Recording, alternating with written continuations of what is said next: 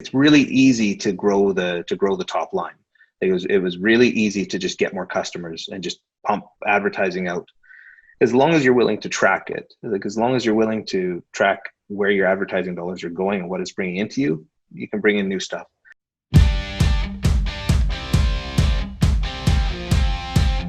This is the Wealthy Contractor Podcast, brought to you by G4 Marketing. Interviews with today's top home improvement entrepreneurs about marketing, sales, money, mindset, and lifestyle. Now, here's your host, Brian Kaskavalcian. All right, everybody, welcome to another episode of the Wealthy Contractor Podcast. This is Brian Kaskavalcian with G4 Marketing Group. And today I have got a Canadian with us. And I'm excited because Ted's got a great business. Ted Fox is his name. His company is Fox & Sons. He's in home services and got a great business. He's done a lot over the last 2 or 3 years, and we're going to talk about his growth and what he's learned in that time. So Ted, welcome. Thank you for being here. Well, thanks for having me, Brian. I really appreciate it. You. And for everybody that's listening or watching this, make sure you get a copy of the 7 Secrets to Becoming a Wealthy Contractor, the book. You can go and get a free copy. The way it works is I just bought another 1,000 books. And so I buy the book, you just pay a small shipping and handling fee, and we will send you out a copy of the book. You just go to thewealthycontractor.com, thewealthycontractor.com, and you'll see it's right up front. You'll see how to get a free copy of the book. So Ted, welcome. How are you doing? Thank you. Today's a good day. Yeah, everybody's out kicking butt and smiling, so today's a good day. Awesome. So give everybody kind of the 2-minute version of your story. Let's do this though with you. Let's talk about, where is your business today? What is your business? How many trucks do you have out on the road? And then we'll do a quick backstory. Okay. Today I never know how to answer the truck thing. We're I guess about 23 trucks, something like that. 20 we run or 23. Yeah, we're in there. 20 to 23. I think that's an interesting answer. Okay. Maybe we'll get a little more clarity on that. But sure, you bet. You don't even know. You have so many trucks, you don't even know how many you have. That's kind of a cool thing. Well, I think it's just, I don't measure by trucks. So when people say trucks, sometimes they're talking physical trucks, sometimes they're talking journeyman. Okay. Or sometimes it's crews, sometimes it's whatever. So when I talk to people about what they think their things are worth, I seem to fall into that kind of category there, somewhere in that area. Okay, awesome. So, but yeah. So sorry, I lost my train of services. thought. No, to what services do you offer? So we're doing plumbing, heating, cooling, and electrical. Home services, 100% replacement and repair. 0 new construction, 0 commercial. We got out of all that stuff. Yep. So everything we do is there. We're in a very small market. We got a little over 100,000 people total that we're servicing, and wow. With kind of some exterior surrounding areas, we might push the boundary up to say 150, but the majority of our work is done within this 100,000 grouping. So using, what is the metric that you use besides trucks? You use crews? Well, because I'm running essentially 3 departments, HVAC, plumbing, and electrical, I kind of break them down into each department, and then by technicians running that way, and then how many calls we're running. So I break it all down. The actual truck number themselves, because we've got extras. But when I look at how many, say, installation crews we have, each crew, some of them might have multiple technicians in one truck, but doing different trades. So so we might not need as many trucks to be doing the same as that many trucks. Got it.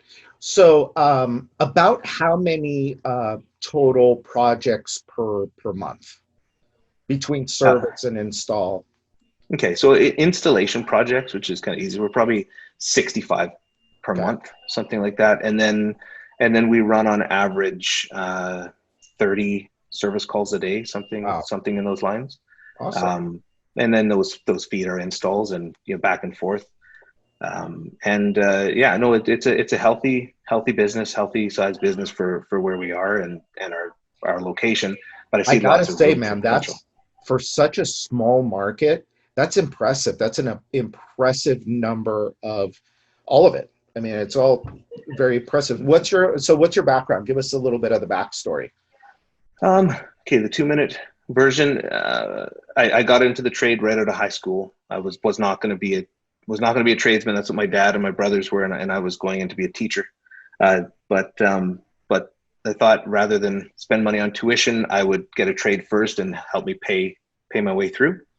But when I got in, I fell in love with the trades and became a plumber. And my dad started this company up in 1998, and I started working for him at that time. And I became a partner in it in 2008. I purchased 50% of them, sold my house to buy in half the company. Wow. And then in 2012, I'd saved up enough to purchase the final half from them. Now, saying that entire span of time, there was only 2 employees at the company. I should say 3. There was also my stepmom was working there as well. So when I purchased the company in 2012, we were still a $250,000 to $300,000 a year, one truck kind of company. And then in 2012, I started working at growing the company to a point where I could maybe take a holiday one day and didn't have to be at work all the time. And so since then, it's been I said that now I'm paying my tuition through the School of Hard Knocks and learning how to run a business, and it's forced me out of the trades and into the seat of business. How long did it take for you from the time you bought the business to exit out of a truck and into the office? 100% in the office. It took me 4 years, from 2012 to 2016. Wow. So from 2016, and this is where the whole thing is very kind of impressive. You selling the house to buy half the business is kind of mind-blowing to me, but it wasn't a nice house. Oh, well, still. So, did you know what's fun? Did you go back and live with your parents at the time? Hey, Dad, I sold my house. I can give you the money so I could buy your business, but I need somewhere to sleep. I'm kidding. You know what? I think that did happen a little bit, but not because of that reason. But for a little bit, I think I was there for some time, for a week or two. But yeah, no, it was pretty funny. That is funny. So from 2000, so when you were 100% off the truck, at that point, how many, I just always go by trucks, so forgive me, but how many trucks did you have at that point? Probably 4. I'm just thinking like we had basically a couple maybe 3 service guys and an install crew going at the time. And I was still, like running sales and I'd go do the occasional job. And, but about the time we got to say 10 to 12 employees, when I needed to start adding in managers, then to start managing some to keep the growth going, that's when I really had to step out. And anytime I would jump back into the technician seat, we would see numbers tank, and it just kills you. So although it's super fun to be able to say, hey, I'm going to go out and show you guys how to put in a furnace for a day, it's not a good idea. So no. as much as I like to do it. Well, and that's interesting. So to everybody listening, I mean, look at what happened when he went off the truck and focused on growing the business. You went from 4 trucks to now 20 to 23, somewhere in the 20 to 23 rate. So what was kind of your goal when you got off of the truck? What were you thinking, like 2 or 3 years down the line? What were you thinking? Where did you want to be? Well, I think this is kind of the school of hard knocks that I was talking about. I originally, as selfish as it sounds, my original goal was to be able to take some time off. I wanted to be able to leave I didn't want to get away, but I just wanted to be able to go on a week-long holiday. Yeah. And be able to come back and not pay for it. Like not pay for being gone. By the way, Um, there's absolutely nothing selfish about that at all. Just yeah, thank you. you figured it out. I think hopefully you figured it out. But to everybody that's listening, there's nothing selfish at all about that. That's why we go into business in the first place. It's Sorry, true. go on. Well, and when I was at that point, back like thinking back in those days, I really wanted to be able to take the time, and I had never through the previous 10, 15 years of work hadn't happened. I just worked long hours and Yep. and did that stuff. So I kept thinking, well, if I grow a little bit more and have somebody that can watch this and somebody that can watch that, I can set it all up and I can go away and that'll be good. But what ended up happening, I did get to go away. So I did get to see those benefits, but you end up, your why changes, like the why I'm doing this kind of changed. And I started, instead of wanting to do that, then all of a sudden there was a little bit of a hunger to maybe grow this thing and see what I could do. And then that changed again to, I'm seeing the effect it's having on the people who are working with me and for me. And it's like, what can I do for them? And so it's transitioned to a point now where like I get excited to come in to go to work with the people I work with. And the more I make it about them, the better it is for me and the better it is for everybody. So it's there's a lot of pain in those years and a lot of real hard stuff. And which is, like you helped me out immensely without knowing it in those years too. So thank you for that, Brian. I listened to you regularly, and it was listening to your podcast that got me into utilizing your services, which have been nothing but fantastic. Awesome. So, but yeah, and so we went from, I usually use revenue, but we went from say 300,000 a year and started leapfrogging up in revenue and gross revenue fairly quickly, and it was healthy. We had decent profits until around I want to say around the $2 million mark, around that 1.7, 1.8 million. And then revenues just, the net profit went away. Mm-hmm. And that was gone for a while. And there were some big losses that happened and everything for a couple of years. And in that time, looking back now, it's that time when you're adding managers and you have a business owner, myself, who honestly, I was a trades guy. I wasn't equipped properly to manage managers and to do these things. So I had to really get through and get structured and be prepared and be in the right space to be out of that truck and in this chair here to watch us have to make it go. And but it's totally possible for everybody there. You just prepare yourself and come in for the right reasons, put yourself in the right seat, and bring your net profit back. So you just said something really interesting, and that was, I was going to write it down so I didn't forget, but you said that the struggle, if you will, you didn't use that word, but the struggle was now you had to learn a new skill, which was managing managers. Yes. And so what are some of the things that you learned during that process? Because obviously you got good at it really pretty fast. I mean, to figure it out in 2 or 3 years is very impressive. So what were some of the things that you did in order to make that transition? Sure. So some pitfalls I'd say to avoid is, don't take your rock star best technician you have or best installer or best of anything and move them and think like that's going to be the best manager. Yeah. You can't take that person and say, okay, now can you please make everybody else do that? Because you're not only taking out your revenue producer, but you're turning them into an overhead position, which just eats your net up, which is what I did multiple times in a short amount of time, which is why I struggled for a while. Not saying they weren't great people. And in fact, one of them is still a manager with me. He went down the journey with me of learning to be the manager. The other ones didn't make it. They weren't happy. It just wasn't good. Yeah. It's probably it's a different skill set. Right? That's right. That's right.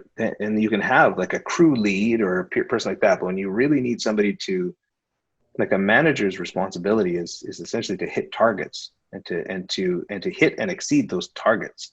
Yeah. And to build the people, and they need to do that. And so I found that for me, taking a rock star out of the field and putting him in that role, but like that's what I see other companies around that size doing around me.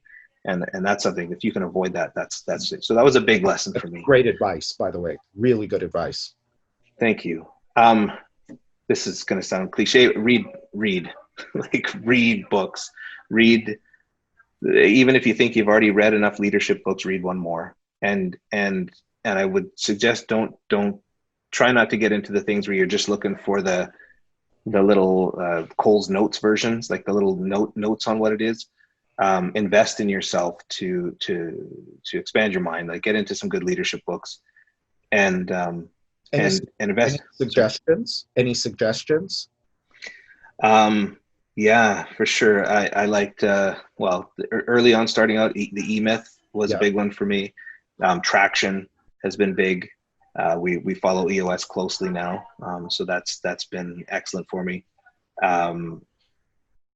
Just about anything by John Maxwell is pretty great, and Pat Lencioni. Those are great ones. Those are 3 great ones.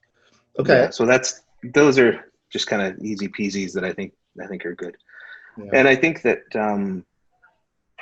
I guess that's where I was going with it is the investment, and not even dollar wise, but I spent quite a bit of time over those few years where I was getting this understanding that I had to go to college now. Like I didn't do it when I was going to be a teacher. I went and became a plumber. But what makes me think I have the right to go and lead a company with the skills I had? I can go change a water heater and I can give customer service, but I had no business being a business and leading anybody but myself, because I'm honestly not being a good leader to them if I'm running a non-profitable, crappy company. I had no business being there, so I had to go and do something. True. We're going to stop here for a quick break. 2020 has been full of changes and opportunities. One of these opportunities is that you now get to attend Accelerate Live 2021 from the comfort of your home or office for the first time ever. 2021 is the year that's going to set you apart from your competition, and this event delivers the ideas, strategies, and tools that will help you achieve more high-quality leads, more sales, and more profits fast in 2021. But don't just take it from us. Hear what these attendees have to say. If you want to be successful and you want to learn new things that are going to help your business grow, that are going to help you become a better leader, who are going to help you have more freedom as a business owner, you're definitely going to want to attend. If they want to light their business on fire, this is the event to do it with. So go to accelerateevent.com today. Attendance is extremely limited, and the price is going to go up the closer we get to the event. So get registered at accelerateevent.com at the best price available today and set your business up for a successful 2021. And now, back to the Wealthy Contractor Podcast. And your schooling, to be clear, you didn't actually go to college. You went to college in your office, in your home. You went and got books, right, and got to work studying and investing in yourself and working on yourself. That's right. Yeah, I got in. Sorry. No. Oh. I got into reading. I got into some business development groups. Mm-hmm. I'm a member of one called Nextstar. Yeah. So I started going to Nextstar leadership trainings and just things that I wouldn't have gone to before. Yep. And being willing to just be humble and learn from these people that are doing it right. And I've heard this said on your podcast so many times that like other people, they've done it before, they've done it well, like be quiet and listen and learn. And, when I drive around, I spend a lot of time driving like people do. And I have podcasts going, yours being one of them, and some other leadership ones I listen to. And it's just, you need to hear it over and over and over and over again. Everybody does. We need those reminders. Yeah. And it's, we think that we can, as, the entrepreneur is a driver, somebody that, that starts a business, they're a driver. We want more, we want more, we want more. But a lot of times what happens is that we do it the hard way. Yes. And it doesn't have to be done that way, because there have been so many people that came before us. And so let's go learn from them. Let's learn from your mistakes, because the advice that you've given here in 10 minutes, Just the one about don't take your best technician and make them your manager. That advice alone, to the right set of ears that's open and humble to hearing them, is, I mean, that'll shave a year or two of frustration out of your life, not to mention all the money that it costs you, right, in profitability. Absolutely. And Absolutely. so that's awesome. And then, of course, I'm a big fan of Jim Rohn, and Jim Rohn said, work harder on yourself than you do on your, he says, job or on your business. And that's exactly that. So your role became the manager of managers. Yes. I would imagine you also had to become a good marketer. Yes. Yeah, absolutely. I've been, up until 6 months ago, I was the marketing manager here as well. Yep. Okay.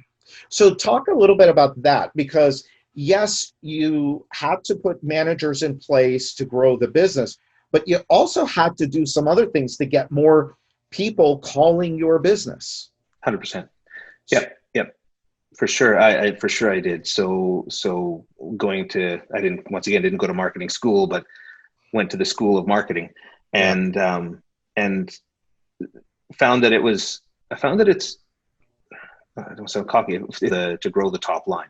It was really easy to just get more customers and just pump advertising out, as long as you're willing to track it. Like, as long as you're willing to track where your advertising dollars are going and what it's bringing into you, you can bring in new stuff. And the existing customers I had from 15 years of running around, I had some, enough for one person to go, but not for all these, not for the, we got 50 employees now. Like, it's not enough, right? Right. And actually, I was listening to your podcast when you really were talking about what was the percentage of, really look at your company, what's the percentage of repeat customers that you're getting back in? And I couldn't give that number. I was like in my truck trying to count it out. I'm like, I don't know. Like, I wasn't looking at that. I was looking at how many calls we were getting. So when I started looking at it, it looked like we were growing quickly, like say 30% a year kind of thing. We were growing quickly. But even at that growth, I was only seeing 10 to 18% repeat customers being part of my business. And so we started getting into the referral program and thank you cards and things through G4 Marketing. And it's funny, I don't know if this is the right place to say it, but I just finished a Peapod group before I got on with you here with 10 other Canadian members here. And it was about marketing. And the number one thing they wanted, because they all came to a course with me, I billed them for it. So they started getting these thank you cards, and they're just like, what is this? How do I get on this? How does this is the best thing I've ever seen. So it's like, I had that same feeling when I got one. It was an excellent thing. And so now we've seen our repeat business up, where this 2020, during this pandemic, 48% of our business for the first 6 months came from repeat customers. So wait, for your business, for a home services business, that's where it should be. Right? Yeah, we're up where it should be now. That's about where it should be. And Absolutely. You're not done with it, because you've only, really been focusing on it, I guess, for the last year or two. So you're not done with it. That's going to continue to grow as your business grows. Because, with home services, it's interesting. All businesses, there's really three ways to grow your business. You're going to get more customers. You're going to get your customers to give you more money at the time of sale, and you're going to get your customers to keep coming back more and more. Those are the three main ways that you're going to grow your business. And so if you're executing on all three of them, that's how you just keep growing the top line. Let's talk about profitability, because I know you've really, for the last, what was it when we had that conversation, last couple of years, I think you've really been focused in on profitability. Absolutely. So talk to us a little bit about some of the mindset stuff that you had to change or learn in order to start driving real numbers to the bottom line. Right. So I had been working really hard on the processes, all the processes that I'd seen companies do to make profit. Mm-hmm. And one thing that I'm good at is discipline. Like I can I can do the same thing day in, day out if it's the right thing to do. So I was doing these things, but I still wasn't seeing profit. Like I was seeing lots of gross. And I called you the one day there. Thank you for that phone call, by the way, where you just asked me, what do you want? No, Ted, what do you want? Not what do you want for your company? And you were nice enough to give me that moment of your time, which changed my life there. Thank you. And it was just kind of, I had to switch my focus a little bit to like what I really wanted more than anything was to see net profit. Because I think on that phone call, I'd come out going, well, I want to make this much dollars per year for myself, and I want to be able to go on a holiday or whatever it was. But when I got off the phone, I thought, no, what I really want is I don't want that stress anymore. I don't want that anymore of getting to the end of the year without seeing a profit, because we work hard, we do good work. It's worth something, right? And so that became the focus. So we kept all the processes the same, but then I started working on, the leadership and the management, and we always had a net profit goal, but it very quickly gets lost if you're not looking at it. So that, you and I had a conversation in August, and in September we started making net profit, and October and November and December and January, and it's continued. We haven't had a lost month since then. Not one. Awesome. In 2020, we got the pandemic up here just like everywhere else. March and April, April was a crazy month and everything else. But we're on our budget target. We did 27% growth this year, and we're not like, I know we can do better, but we're going to be at 12.5% net this year. Nice. Which is that's good. That's great for us. Super happy right there. And next year it's going to be 15. That's right. Well, we just finished next year's budget yesterday, so it's looking good. That's good. So, well, and sorry to cut you off, but no. There's a saying: what you focus on expands, and your results are going to follow your focus, right? So when you start to think about, instead of thinking only about the top line, which a lot of us do, is top line. It was me for years and years and years. Oh, let's grow, let's be big, let's be. But then at the end of the day, it's not about the top. It's not about what comes in. It's about what you get to keep. Yeah. And I think a lot of times it's either driven by ego, but then there's also some psychology there where there's this like deserving aspect. You said it, we do good work. We do what we say we're going to do. We show up on time. We're reliable. And so we deserve to earn a profit. And I think that sometimes gets lost in our thinking. And so that's why I always ask people, it's like, well, what do you want? Because like you said earlier, you wanted a vacation, but your first thing you did was you apologized and you said, well, this may sound selfish, but, and maybe it was an apology, but you had to put something in front of it. A caveat, yeah. Yeah, as if it was a bad thing. It's not. The business is supposed to give us more life, not less life. Right. That's the whole idea. Why would we take on the risk? Why do we put in the work that it takes? I mean, most people don't understand outside of our little world. We're weird people. People don't understand. They see, oh, that guy just went and bought this, or that guy is doing that, or whatever. They don't see the upset.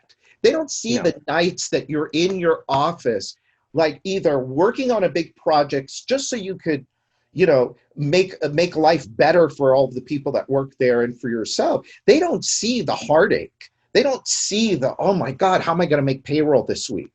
All they want to see is, oh, he made it, or he did this, or did that. And it's true.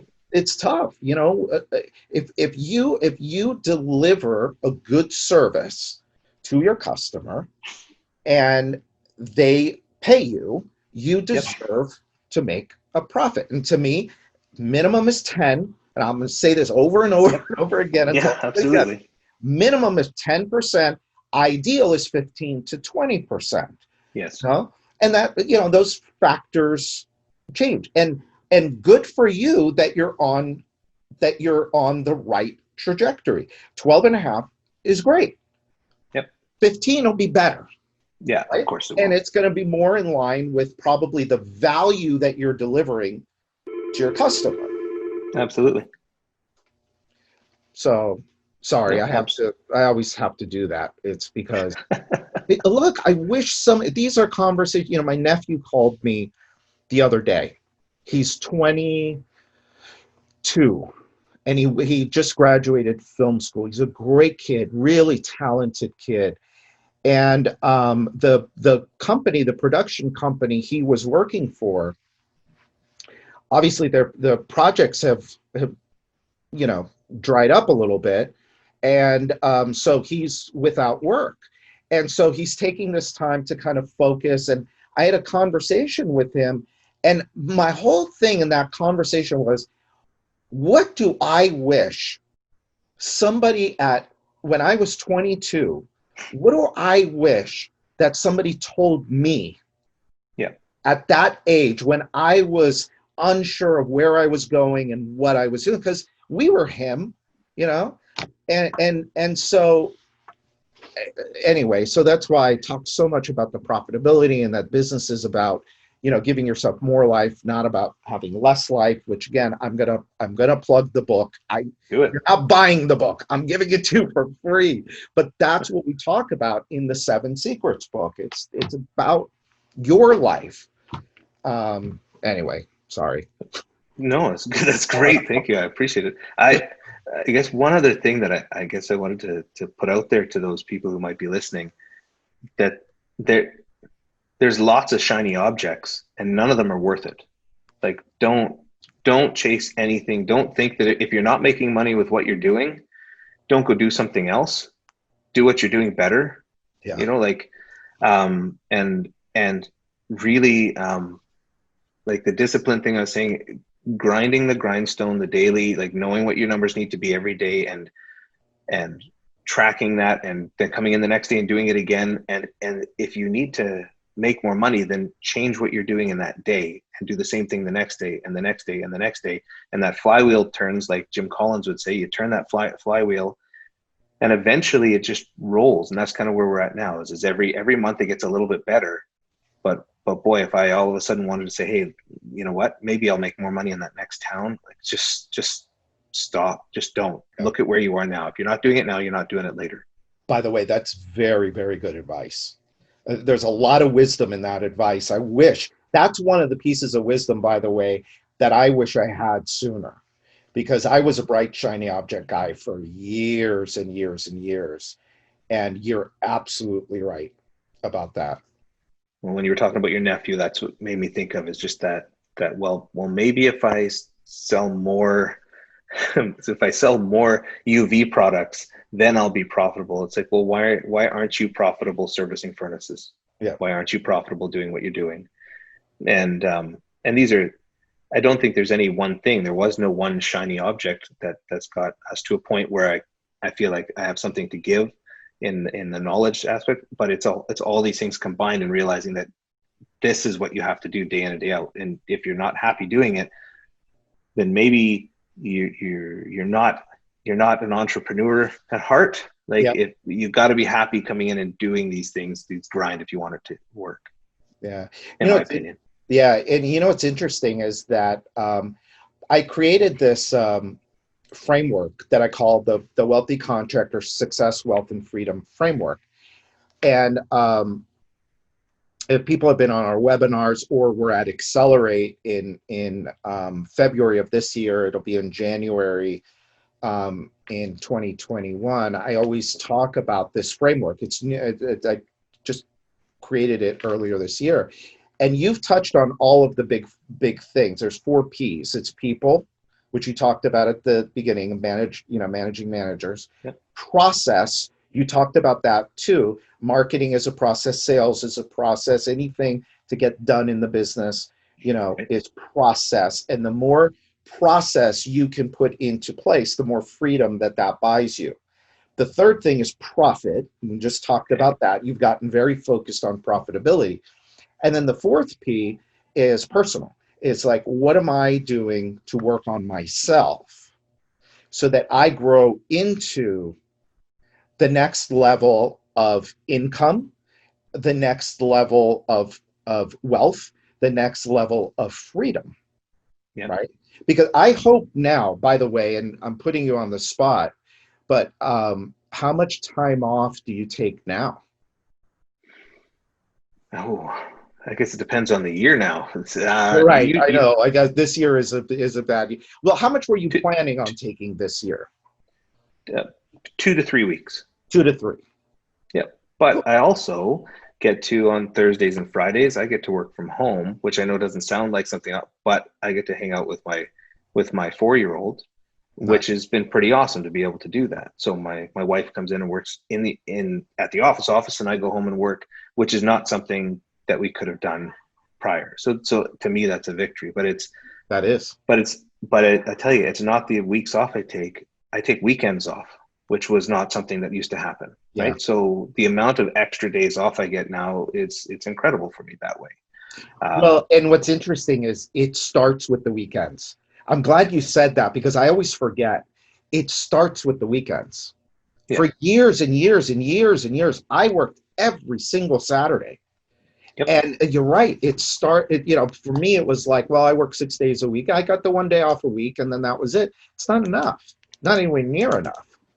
No, and you can be just as productive without it. But I think that everybody going in needs to understand that you have to be willing to do it when you have to do it. Yeah. Right. Like, yeah, you got to be willing to put in that time when you need to put in the time, but you can't do it forever, and you certainly can't base your profits on it. Yeah. Like, if I was profitable this year, still working weekends, I wouldn't be profitable this year. Like that. That's because I'm just compensating myself. You're giving up, right? Yeah. So it's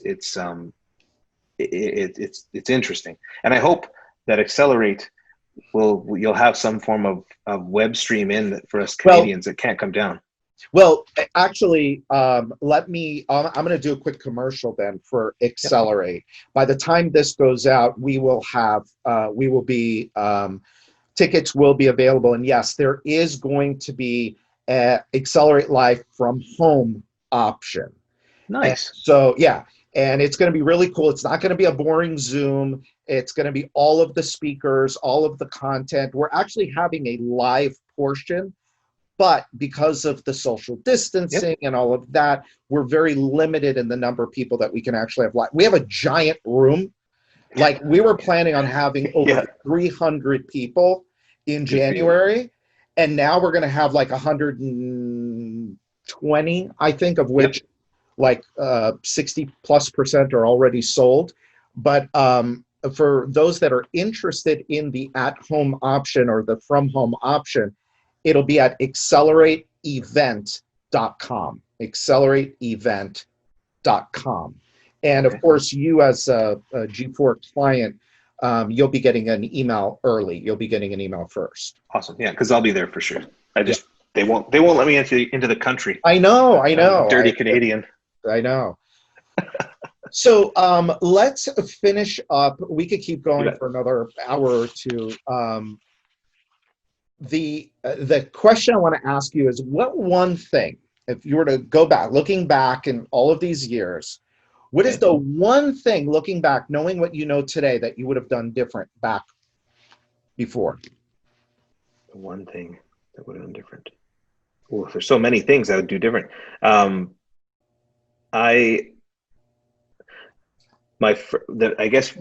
What's coming to mind right now is the first manager I hired, I would have gone and hired a manager. That would have been number one. I think is that at that point I would have gone and hired a manager. And just so I'm clear, instead of the person that you put into the position.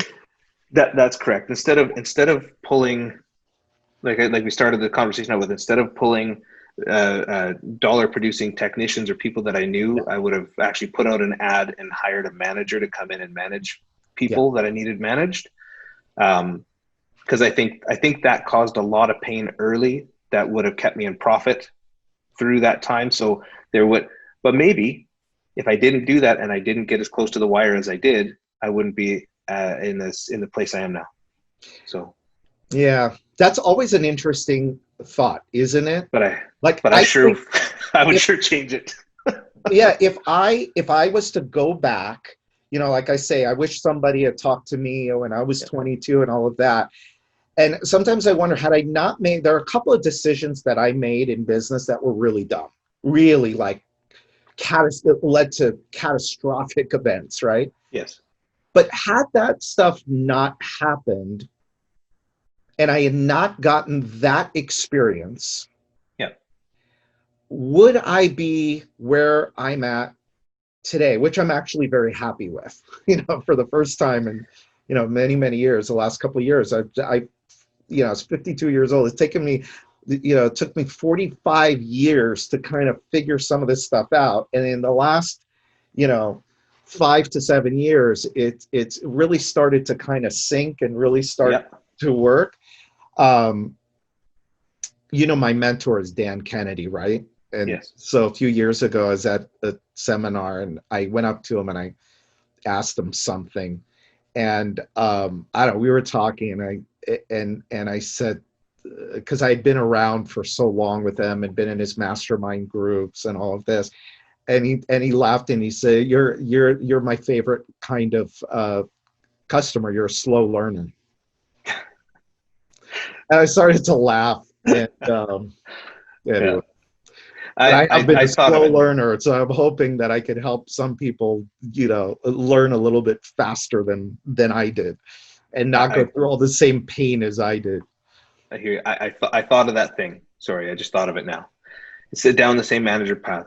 The biggest, worst mistake I made is I stepped out of the GM role or the integrator role too early. Okay. I did that a year or two ago. I stepped out of that role. Still was involved with the company, but more visionary kind of stuff. I just stepped out too early, so that I could go do things. And that's something I don't think that was, you got to be at the right spot with the right people to be able to do that kind of thing. So if you're working to think that you're going to not have to work,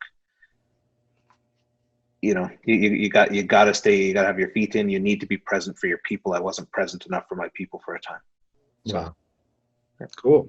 So today, we're using EOS language, by the way, entrepreneurial operating system language. Are you the visionary today and you have an integrator in place? Or are you still the integrator? I'm both. You are both. I'm visionary and integrator still. That's, that they call that bipolar, right? Yeah. You should come have conversations with me. But I'll tell you what though. I know a couple people, now I know another one. It's rare. I mean, it's rare that a visionary and an integrator are the same, that somebody has that both skill sets. It's very, very rare. But obviously, you make it work. Well, as I don't have a picture of my org chart to show you here, but as I've got it split, it's always been split, and my name's in both places right now. But as we grow and I can move my name out of the integrator seat, I will. I just have to train somebody. I did it too early before with the person who wasn't trained to actually run those operations properly. So I know you can only do, if you're doing two jobs, you can only do them each 50%, right? But the visionary and the integrator role are so different. That's why they call it, being bipolar. It's that they're so different. That's another subject for another day. But I didn't know that. I didn't recognize. I didn't know that about you, that you took both roles. And obviously, you're doing a great job with it because the results kind of speak for themselves. Well, thank you. It is. You do have to be Jekyll and Hyde to do it. I got to get in a vehicle and go for a drive to come up with ideas. It doesn't happen here. Because I am not an integrator. Yeah. I'm not an integrator. All right. Well, Ted, thank you. This has been awesome. Thank you so much for the time. Thank you for sharing. I wish you nothing but continued success. And thank you, Brian. Yeah. And to everybody that is listening, again, go get a copy of the book, The 7 Secrets to Becoming a Wealthy Contractor. Go to thewealthycontractor.com. And by the time you're hearing this, Accelerate Live from Home option will be available. So go check that out at accelerateevent.com. So this is Brian Kaskavalcian with G4 Marketing Group, and this is the Wealthy Contractor Podcast. So until next time. All right, so that's it for today's episode of the Wealthy Contractor Podcast. Let me ask you, did it help you look at your business in a new way? Did it spark an idea or ideas you hadn't thought of before? Do you have a list of action items that you can take and implement into your business or your life today? I really hope so. Now, before you go, make sure you subscribe to the Wealthy Contractor Podcast so you get access to the latest episodes as soon as they're available. We're always striving to provide you with great content, so you don't want to miss what's coming up. And a favor, I'd really appreciate it if you'd go to iTunes and post a review of this podcast. Let us know how we're doing. The Wealthy Contractor Podcast is brought to you by G4 Marketing Group, where we help contractors of all kinds create customers, keep customers, and multiply their customers and profits. If you're interested in reaching new levels of success for your company, visit www.gfourmarketing.com or just call us at 305-856-8788 to schedule your free, no obligation, Wealthy Contractor Strategy Session. Now, during this strategy session, we're going to look at 8 key performance factors in your business, and we're going to help you uncover opportunities for growth, for leads, for sales, and for profit. And finally, we started the Wealthy Contractor as a resource to help you, the home improvement entrepreneur, regardless of where you are on the wealthy scale, get where you want to go. We want to provide you with the motivation, the confidence, the resources, and the tools so you too can live the life of the wealthy contractor.